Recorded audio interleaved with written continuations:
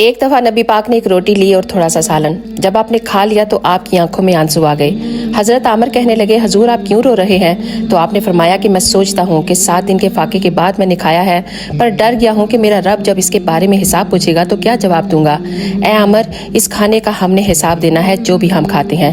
تو حضرت عمر فاروق رضی اللہ تعالیٰ عنہ کے ہاتھوں میں کوئی چیز تھی تو انہوں نے زمین پر زور سے ماری اور کہا یا رسول اللہ، 7 دن کے بعد ہم کچھ کھا رہے ہیں پر اس کا پھر سے حساب دینا پڑے گا.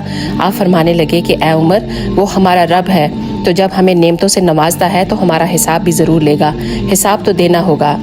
تو صحابہ کرام فرمانے لگے کہ ہم نے ارادہ کیا کہ آج کے بعد ہم پھر سے فاقے کیا کریں گے، کم کھایا کریں گے.